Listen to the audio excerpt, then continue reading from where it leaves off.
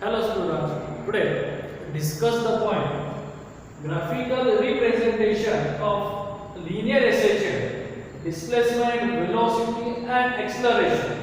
आता आपण जे डिफरन्शियल इक्वेशनचा यूज करू जे इक्वेशन फाइंड आउट केलेले लिनियर SHM चे डिस्प्लेसमेंट असेल, वेलोसिटी असेल आणि एक्सेलरेशन असेल, त्या तिथे आपण पाहिलं की आपल्याला दोन पोझिशनला मॅक्सिमम आणि मिनिमम व्हॅल्यू भेटतात. एक मॅक्सिमम व्हॅल्यू एका पोझिशनला असते तर मिनिमम व्हॅल्यू ही दुसऱ्या पोझिशन असते. म्हणजे तिघांच्याही मॅक्सिमम आणि मिनिमम व्हॅल्यू ह्या वेगवेगळ्या ठिकाणी येतात. म्हणजे जर आपण मीन पोझिशन कन्सिडर केलं तर मीन पोझिशनला डिस्प्लेसमेंट आणि एक्सेलरेशन हे मिनिमम आहे, तर वेलोसिटी मॅक्सिमम आहे. आणि एक्स्ट्रीम पोझिशनचा जर आपण विचार केला तर एक्स्ट्रीम पोझिशनला डिस्प्लेसमेंट आणि एक्सेलरेशन हे मॅक्सिमम आहे आणि वेलोसिटी हे मिनिमम. म्हणजे तुमची व्हॅल्यू जी मॅक्सिमम टू मिनिमम चेंज होत जाणार आहे, त्या मॅक्सिमम टू मिनिमम चेंज होत जाणाऱ्या व्हॅल्यूचा आपल्याला ग्राफ काढायचा. ग्राफ मध्ये कसे दिसते, आता ग्राफ काढताना ती व्हॅल्यू आपल्याला कशी लागणार, ट्रिग्नोमेट्री फंक्शनशी रिलेटेड लागणार. मग हे जे तीन इक्वेशन किंवा तीन फिजिकल क्वांटिटी डिस्प्लेसमेंट, वेलोसिटी आणि एक्सेलरेशन, तर ह्या तीन फिजिकल क्वांटिटी मध्ये एका फिजिकल क्वांटिटी मध्ये असलेले इक्वेशन, एका फिजिकल क्वांटिटीचं असलेले इक्वेशन हे ट्रिग्नोमेट्री फंक्शनशी रिलेटेड. मग ते कोणाशी आहे, तर डिस्प्लेसमेंट. मग त्या डिस्प्लेसमेंटचं असलेले इक्वेशन आपण particle performing SHM starting from a mean position, जर तो पार्टिकल मीन पोझिशन पासून व्हायब्रेट व्हायला लागला किंवा आपली पोझिशन बदलायला लागला तर त्याचं इक्वेशन हे काय असेल. त्यासाठी आपल्याला आधी मीन पोझिशनची इक्वेशन माहिती असले पाहिजे. तर आपण डिस्प्लेसमेंट म्हणजे x, तर डिस्प्लेसमेंटचं असलेलं मीन पोझिशनचं इक्वेशन काय येतं, a sin ओमेगा. हे इक्वेशन ऑलरेडी आपण आधीच्या लेक्चर्स मध्ये कसं फाइंड आउट होतं ते पाहिलं.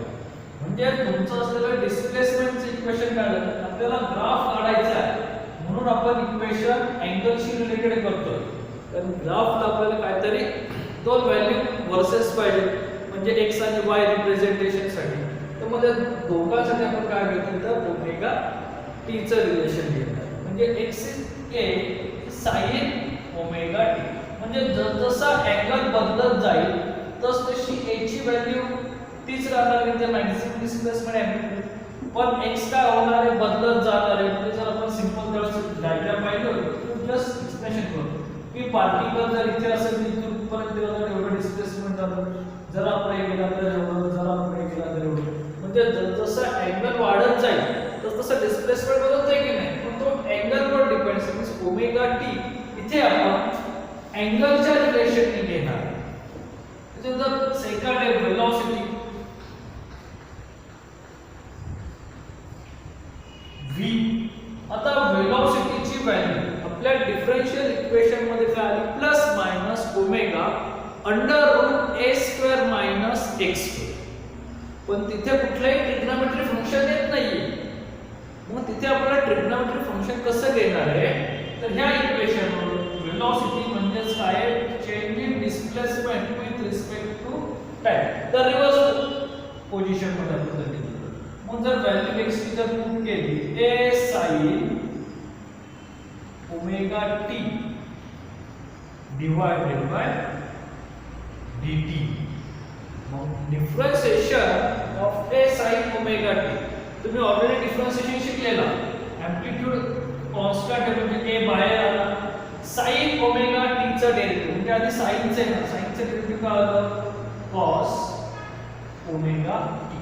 आणि इथे व्हेरिएबल t ला अजून कोण मल्टिप्लाय तर ओमेगा आहे. मग ओमेगा t चं डेरिव्हेटिव्ह काय आहे, ओमेगा. म्हणजे तुमचं वेलोसिटीची व्हॅल्यू काय आली, a omega cos omega t.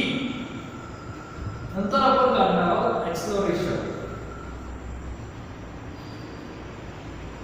Acceleration जे आपले इक्वेशन होते, इक्वेशन काय होतं, minus omega square into x. म्हणजे तिथे सुद्धा आपल्याला डिफरन्शिएशन साठी किंवा ट्रिग्नोमेट्री फंक्शनची व्हॅल्यू नाहीये, म्हणजे ते सुद्धा मी ह्याच इक्वेशन वरून कन्सिडर करणार आहे. एक्सलरेशन म्हणजे काय? Change in velocity with respect to time. वेलोसिटीचं ऑलरेडी तुम्ही ट्रिग्नोमेट्री फंक्शन घेतलेलं आहे, divided by dt. A omega इथे कॉन्स्टंट तो तसाच आला बाहेर. कॉसचा डेरिव्हेटिव्ह काय येतो? Minus sine omega t. आणि पुन्हा ओमेगा टी चा डेरिव्हेटिव्ह काय आला? ओमेगा. हा आधीचा ओमेगा नंतर पुन्हा एक ओमेगा आला, पुन्हा झाला ओमेगा स्क्वेअर. हे लक्षात ठेवा. ज्यांचं मॅथ्स आहे त्या मुलांना हे इझिली समजेल. ज्यांचा मॅथ्स नाही हे लक्षात ठेवा. इथे आपण डेरिव्हेटिव्ह काढतो. साइनचा डेरिव्हेटिव्ह कॉस आणि कॉसचा डेरिव्हेटिव्ह मायनस साइन. तर आपल्याला ह्या तीन इक्वेशन वरून काय काढायचं आहे? ग्राफ काढायचा आहे. तर आपण एक्स ऍक्सिसला असलेले काय घेणार आहे? अँगल घेणार आहे. आणि वाय ऍक्सिसला मॅक्झिमम आणि मिनिमम व्हॅल्यू काय आहे तो रेशो. मॅक्झिमम आपला काय असतो? तर प्लस आणि मिनिमम काय असणार आहे? तर मायनस. म्हणजे वरच्या बाजूला प्लस, खालच्या बाजूला मायनस. म्हणजे मॅक्झिमम डिस्प्लेसमेंट जे आपण डिफरन्शियल इक्वेशन मध्ये पाहिलं तर मॅक्झिमम डिस्प्लेसमेंट काय होतं? प्लस ए. तर मिनिमम डिस्प्लेसमेंट काय असणार आहे? 0 मेन पोझिशन असेल. पण जर तो लेफ्ट साइडला गेला तर मिनिमम काय होणार आहे? मायनस ए. मायनस हा छोटा असतो. तसंच ह्या दोघांचा सुद्धा प्लस ए ओमेगा आणि मायनस ए ओमेगा, ह्याचा सुद्धा प्लस ए ओमेगा स्क्वेअर आणि मायनस ए ओमेगा. हे आपल्याला ग्राफने काढायचं आहे. ग्राफ काढताना तुम्हाला क्वेश्चन हा दोन टाइप्सने विचारला जातो. चेंज इन फेज म्हणजे अँगल, आणि दुसरा विचारला जातो विथ रिस्पेक्ट टू टाइम. हो, आपण आता graph draw the graph of displacement. आता जे आपलं डिस्प्लेसमेंटचे equation x = a sin omega त्याचा ग्राफ काढायचा. आता sin एक ट्रिग्नोमेट्री फंक्शन म्हणजे आपण तिथे अँगल हवा. मग ते अँगल म्हणजे त्यालाच आपण फिक्स म्हणतो फेज. म्हणून आपण ग्राफ काढणार आहे तो phase omega T. Omega T हा आपला अँगल फेज. मग ते अँगल आपण कोणते घेतोय? तर आपण अँगल घेतोय 0, 90, 180, 270, 360 और 0, π/2, π, 3π/2 and 2π. तुम्हाला जो क्वेश्चन विचारला जातो तो दोन टाइप्स मध्ये विचारला जातो. फर्स्ट विचारला जातो showing the graphical representation by displacement versus phase म्हणजे अँगल. आणि दुसरा येतो डिस्प्लेसमेंट वर्सेस टाइम किंवा displacement with respect to time. म्हणजे जर टाइमशी रिलेटेड असेल, टाइम पिरियड म्हणजे काय हे सुद्धा आपण आधीच्या लेक्चर्स मध्ये पाहिलं की इथे हा एक सर्कल आहे तुमचा, की एक सर्कल पूर्ण करण्यासाठी लागलेला वेळ. आता म्हणतात आपण तर इथं SHM पाहतोय. म्हणजे SHM मध्ये ही जी आपली डायग्राम आहे की मेन पोझिशन इथून तुमचा ऑब्जेक्ट इकडे गेला, परत इथे आला, परत इकडे गेला आणि परत इथे आला. म्हणजे त्याने संपूर्ण किंवा एक कंप्लीट ऑसिलेशन करण्यासाठी लागलेला वेळ म्हणजे काय? टाइम. मग तो इथून पुन्हा इथे येण्यासाठी वेळ किती लागतो त्याला? टी एवढा लागतो की नाही? मग तो इथून ह्याच्यामध्ये किती आहे त्याला? म्हणजे तो 4 पार्ट्स मध्ये कन्वर्ट होतोय. मग तो इथून इथपर्यंत जाण्यासाठी t/4, परत इथून इथपर्यंत आला म्हणजे त्याने निम्मा वेळ कव्हर केला t/2, इथून इकडे गेला म्हणजे 3t/4 आणि पुन्हा इथे आला म्हणजे t. म्हणजे हा झाला त्याचा टाइम की जो इथे घेतलाय आपण. टाइम स्टार्टिंग टाइम 0, फर्स्ट इथपर्यंत गेला किती वेळ लागला असेल टोटल टाइमच्या 4t/4. पुन्हा तो इनिशियल पोझिशनला पण त्याला अजून इकडे जायचंय ते त्याचं हाफ ऑसिलेशन झालं. तर हाफ ऑसिलेशन साठी हाफ टाइम लागला म्हणजे t/2, पुढे 3t/4 म्हणजे 1/3 त्याला, आणि ते t. सिंपल आहे. जसं आपण फेज मध्ये म्हणजे तुमचा ऑब्जेक्ट इथून निघाला आणि तो पुन्हा इथे आला तर आपण काय म्हणणार? एवढा टाइम साठी π/2 इथपर्यंत आला, π इथपर्यंत आला, 3π आणि इथे आला 2π. हे जे आपण इथं सर्क्युलर मोशन मध्ये सर्कल मध्ये आणि ते ऑसिलेशन मध्ये व्हायब्रेशन मध्ये दाखवलं, दोघांचाही अर्थ सारखाच आहे. हे झालं आपल्याला टाइम पिरियड्स मध्ये आणि हे झालं आपल्याला फेज मध्ये. कारण की अँगल ट्रिग्नोमेट्रिक फंक्शन साठी आपल्याला अँगल लागणार आहे आणि अँगल कशात असतात तर फेज मध्ये असतात. हे आपल्याला समजून घेणे गरजेचे आहे. आणि सगळीकडे फेज तोच आहे. इथे ओमेगा टी, इथे सुद्धा काय ओमेगा टी. पण क्वेश्चन विचारताना आपल्याला दोन टाइप्स मध्ये विचारला जातो. Shows the graphical representation by displacement versus phase आणि दुसरा येतो डिस्प्लेसमेंट वर्सेस टाइम. आपण शिकताना इथे दोन्ही टाइपनी शिकणार आहे. y ऍक्सिस आपण डिस्प्लेसमेंट आणि x ऍक्सिसला आपण टाइम आणि फेज हे दोन्ही घेतो. आता इथे मॅक्झिमम आणि मिनिमम म्हणजे y ऍक्सिसला आलेली व्हॅल्यू काय येते 1. म्हणजे इथे +1 आणि इथे -1 ची मॅक्झिमम आणि मिनिमम व्हॅल्यू. प्लस आणि मायनस म्हणजे तुमचं डिस्प्लेसमेंट मॅक्झिमम a असेल, जर इकडे गेला आपण पहिल्या ग्राफ मध्ये तिकडे प्लस a होणार नाही, आणि ह्या बाजूला असेल तर मायनस आहे. म्हणून हे रिलेशन प्लस a आणि मायनस हे सुद्धा आपण डिस्प्लेसमेंटच्या मॅक्झिमम आणि मिनिमम रिलेशन मध्ये पाहिजे. आता जर फेज ओमेगा टी ची व्हॅल्यू जर मी 0 पुट केली तर sin 0 किती असतो. आता ह्या व्हॅल्यू मला ट्रिग्नोमेट्रिक फंक्शनच्या चॅप्टर्स मध्ये मॅथ्स मध्ये झालं असेल तर sin 0 येतो 0. म्हणजे हा संपूर्ण मल्टिपल फॅक्टर काय येणार आहे 0. म्हणजे ज्यावेळेस तुमचा फेज 0 असेल त्यावेळेस असलेलं डिस्प्लेसमेंट सुद्धा काय होणार आहे 0च होणार आहे. बरोबर आहे. आपला पॉइंट कुठे आला तिथे आला. आता दुसरा फेज sin π/2. sin 90 किती असतो तर 1 असतो. Means x a * 1 a. म्हणजे ज्यावेळेस फेज π/2 असेल त्यावेळेस डिस्प्लेसमेंट हा मॅक्सिमम म्हणजे इथे पॉइंट येणार आहे आपला. बरोबर की नाही. ह्या पॉइंटचे कोऑर्डिनेट x ऍक्सिसला π/2 आणि y ऍक्सिसला +a. पुढचा काय आपला फेज sin π. पुन्हा sin π काय असतो 0 असतो. म्हणजे तुमचा फेजचा पॉइंट कुठे आला फेज π पण डिस्प्लेसमेंट इज 0. म्हणजे तो पुन्हा x ऍक्सिस वर आला. पुढे sin 3π/2 म्हणजे 270. sin 270 तुम्ही ऍडिशनल फॉर्म्युलाने फाइंड आउट करा किंवा लक्षात असेल तर लक्षात ठेवा. तो काय असतो -1 म्हणजे x a sin 270 किती आहे -1 म्हणजे a * -1 -a. मग मायनस a कुठे येतोय तर y ऍक्सिसला -a इथे आणि फेज 3π. म्हणजे हा पॉइंट काय झाला x ऍक्सिसला 3/2 आणि y ऍक्सिसला -a. आणि शेवट काय sin 2π. पुन्हा sin 2π काय 0. म्हणजे संपूर्ण व्हॅल्यू काय आहे मल्टिपल फॅक्टर 0. तर मी जर डिस्प्लेसमेंट मध्ये पाहिलं तर माझं काय ते रिलेशन डिस्प्लेसमेंट 0 π/2 ला काय आला 1 प्लस साइन आपण लिहिलं. π ला काय येते पुन्हा 0.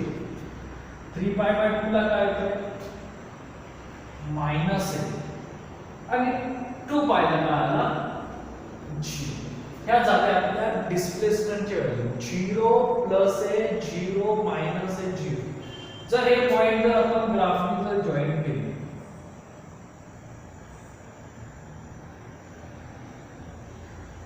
तर हा आपला असा ग्राफ तयार होतो डिस्प्लेसमेंटचा. सिंपल ग्राफ आहे की नाही. हा काय झाला आपला डिस्प्लेसमेंटचा असलेला ग्राफ. जसं आपण डिस्प्लेसमेंटचा फाइंड आउट केला तसं आपल्याला आता वेलोसिटीचा करायचा. आता वेलोसिटीची इक्वेशन काय v a omega cos omega t. a च्या ऐवजी काय येणार आता a ओमेगा आणि sin फंक्शनच्या ऐवजी आपण कोणाचे अँगल काढणार आहे cos function. Next graphical representation velocity. Equation of velocity v is equal to a omega cos omega t. हे पण इथे आता आपल्याला velocity of graph काढायचा. पुन्हा मगाच्या सारखंच ते सुद्धा दोन टाइपचे इक्वेशन येतील. velocity versus phase म्हणजे अँगल आणि velocity versus time. आता जर इक्वेशन काय v is equal to a omega cos omega t जर तुमचा ओमेगा टी जर 0 असेल तर cos 0 काय येणार आहे 1 येणार आहे मीन्स 1 into a ओमेगा म्हणजे तुमचा असलेला ग्राफचा पॉइंट कुठे आला इथे म्हणजे ज्यावेळेस फेज 0 असेल त्यावेळेस व्हॅल्यू काय असणार a ओमेगा दुसरं काय cos pi by 2 cos pi by 2 काय येतो 0 आहे cos जर 0 असेल तर संपूर्ण फॅक्टर काय येणार आहे 0 म्हणजे तो पॉइंट कुठे आला एक्स ऍक्सिस वर तर की y व्हॅल्यूज येणार आहे तो पॉइंट इथे आला नेक्स्ट पुढे काय पाय cos पाय ची व्हॅल्यू काय येते -1 -1 into a ओमेगा म्हणजेच a ओमेगा मग -a ओमेगा आणि एक्स ऍक्सिस चा पॉइंट काय पाय म्हणजे तो पॉइंट कुठे येतो या इथे येतो बरोबर की एक्स ऍक्सिस ला पाय आणि y ऍक्सिस चा a ओमेगा तिसरा पॉइंट तुमचा आपला काय 3 pi by cos 3 pi by पुन्हा cos 3 पाय बाय 2 काय 0 मग 0 into a ओमेगा 0 म्हणजे तुमचं वेलोसिटी काय आली 0 आहे कोणत्या फेजला 3 पाय बाय पुढे आपल्याकडे cos 2 cos 2 पाय काय येतो अगेन 1 येतो 1 into a ओमेगा म्हणजे a ओमेगा आणि 2 तो पॉइंट काय झाला इथे जर पॉइंट आपण वेलोसिटीच्या ह्याच्यामध्ये जर लिहिले तर 0 फेज असताना काय आला plus a omega pi by 2 असताना काय आला 0 पाय असताना काय येतंय minus a omega 3 pi by 2 असताना काय येतंय पुन्हा 0 आणि 2 पाय साठी प्लस a ओमेगा कळतंय या दोघांमधला डिफरन्स समजून घ्या हा साइनचा ग्राफ आहे कॉसचा ग्राफ आहे हे जर आपण पॉइंट जर जोडले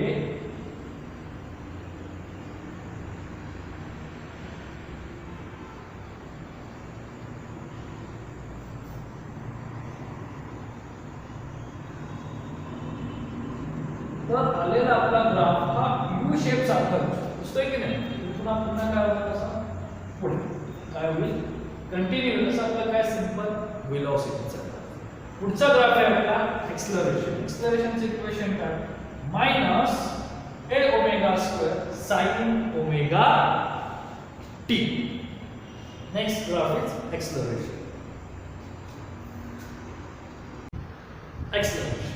एक्सेलरेशनचे इक्वेशन काय -a omega square sin omega t म्हणजे sin ओमेगा t ह्या फेजची आपल्याला ह्या फेजची आपल्याला व्हॅल्यू फाइंड करायची मग ओमेगा t चे फेज इथे आपण दिले 0 पाय बाय 2 पाय 3 पाय बाय 2 पाय फेज आहे आणि टाइमचं रिलेशन जसे वरती ते सगळे रिलेशन खाली सुद्धा एकसारखेच येतात आता sin च्या व्हॅल्यू आपण ऑलरेडी काढले फक्त ते ह्या फंक्शन मध्ये पुट करून आपल्याला कंपेअर करायचं म्हणजे जर sin 0 असेल म्हणजे फेज 0 असेल तर काय येतो 0 म्हणजे तुमच्यासाठी संपूर्ण व्हॅल्यू काय येणार 0 आहे second sin pi by sin 90 किती येतो 1 येतो 1 into -a ओमेगा स्क्वेअर त्याची व्हॅल्यू काय येणार -a ओमेगा स्क्वेअर पुढे पाय sin पाय ची व्हॅल्यू काय 0 मग sin 0 काय आलं sin पाय 0 एक्सेलरेशन संपूर्ण काय होणार आहे 0 तो सुद्धा इथे होणार तिसरा काय आपल्याकडे phase 3 pi by 2 sin 3 pi by 2 काय -1 into -a ओमेगा स्क्वेअर म्हणजे +a ओमेगा स्क्वेअर म्हणजे phase 3 pi by 2 and acceleration +a omega square म्हणजे हा पॉइंट आला आणि लास्ट sin पाय sin 2 पाय काय असतो 0 म्हणजे संपूर्ण प्रोडक्ट काय येणार 0 आहे म्हणजे पॉइंट काय झाला आपला इथे जर हे पॉइंट जर आपण जोडले 0 तर आपला ग्राफ हा असा झाला सिंपल काय झाला आपला ग्राफ इथे आपण व्हॅल्यू 0 ला 0 पाय बाय 2 ला काय मायनस a ओमेगा स्क्वेअर, पाय ला काय 0, 3 पाय बाय 2 ला काय प्लस a ओमेगा स्क्वेअर आणि 2 पाय ला काय 0. असे काय होतात आपले सिंपल 3 ग्राफ तयार होतात फ्रॉम मीन पोझिशन पासून. जर पार्टिकलचं व्हायब्रेशन सुरू झालं तर काय म्हणतो आपण particle performing oscillation starting from mean position, म्हणजे तो कुठे कुठे मॅक्सिमम असेल आणि कुठे कुठे मिनिमम असेल, म्हणजे कुठे तो राईट साइडला असेल आणि कुठे तो लेफ्ट साइडला असेल. त्या मायनस साइन असेल तर तो लेफ्ट साइडला असेल, म्हणजे कुठलं maximum in left side. Plus sign असेल तर तो maximum in right side. Simple आहे, म्हणजे हा 0 ला म्हणजे स्टार्टिंगला डिस्प्लेसमेंट हे मीन पोझिशनला 0 येणार, एक्स्ट्रीम पोझिशनला मॅक्सिमम, पुन्हा पार्टिकल आपला मीन पोझिशनला येणार, मग तो लेफ्ट साइडच्या एक्स्ट्रीमला जाणार आणि पुन्हा कुठे आला मीन पोझिशन. तसंच इथे वेलोसिटी मीन पोझिशनला काय मॅक्सिमम, तो राईट साइडच्या एक्स्ट्रीमला गेला म्हणजे तिथलं वेलोसिटी 0 झालं. तिथून तो पुन्हा रिटर्न रिव्हर्स येतो की नाही, रिव्हर्स आला म्हणजे साइन काय झालं मायनस आलं. तिथून तो पुन्हा पुढे जाणार एक्स्ट्रीमला जाणार, एक्स्ट्रीमला काय झालं 0 झालं. तिथून एक्स्ट्रीमने पुन्हा तो मीनला येणार, म्हणजे जाताना त्याचा स्पीड हे लेफ्ट साइडला झालं तर तो पुन्हा पुढेला राईट साइडला आला, राईट साइडला आला तर साइन प्लस होतोय, लेफ्ट साइडला पोझिशन करत असेल तर तो मायनस होतोय. सेम कन्सेप्ट याचा सुद्धा आहे. 0 मीन पोझिशन असेल तर 0, एक्स्ट्रीमला फॉर राईट साइड गेला तर मायनस a ओमेगा स्क्वेअर. इथे असं का होतंय तर आपण डिफरन्स घेताना final position minus initial position, तर हा ऑलरेडी वेलोसिटी इनिशियलला मॅक्सिमम आहे, फायनलला मिनिमम म्हणजे 0 आहे. तर सबट्रॅक्शन हे मायनस मध्येच येणार आहे की नाही, म्हणून फर्स्ट याला हे मायनस साइन येतं, नंतर मीन पोझिशनला 0. हा राईट साइडला ज्यावेळेस जाईल, सॉरी लेफ्ट साइडला ज्यावेळेस जाईल तर एक्सेलरेशन आपलं प्लस a ओमेगा स्क्वेअर.